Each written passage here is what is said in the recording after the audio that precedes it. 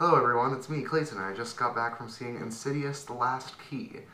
Now, the Insidious movies are an interesting film series considering that they're part of the very large Conjuring universe, and they're produced by Blumhouse Pictures, who have had a string of hits when it comes to their horror films. But this is also the first week of January, where you're expecting a lot of low-grade, bad movies to come out around this time of year. But there have been a few films in recent years that have bucked that trend, and I believe this is one of them. This is by no means the best Insidious movie, but I do think it is worth your time, especially if you're a fan of the series, and if you especially love the character of Elise. Let's get to the story, shall we? The story is that Elise, played by Lynn Shay, has to be dragged back to her old home in Five Keys, New Mexico, in order to take out a demon that she unfortunately released into the world when she was a little girl. She has to overcome her past trauma as well as help out another person dealing with this demon that's been ruining his life as well as the lives of everyone who enters that house. That's all I'll say about the story without spoiling anything. So what did I like about this movie?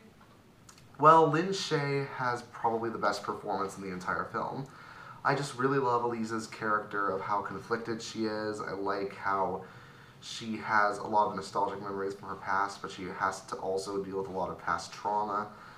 It's really interesting learning about what turned her into the character we saw in the first movie, considering this is a direct prequel to the first movie. So we get to see the events that molded her into the person we knew in the very first Insidious.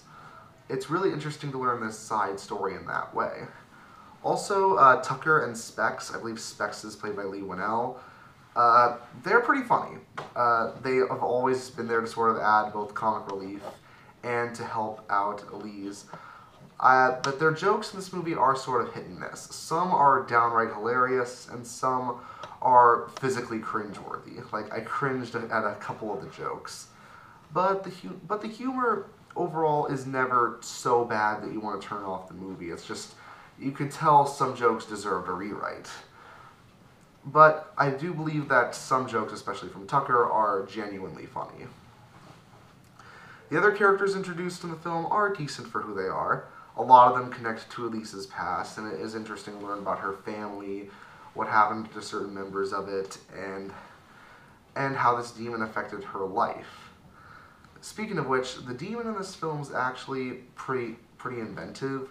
I like the design that they went for. I like how the keys are like connected to his fingers. If you've seen the trailer, you know what I'm talking about. But I probably prefer the demon from the first movie, but it's definitely better than the demon from the second movie. That was easily my least favorite part of the second movie.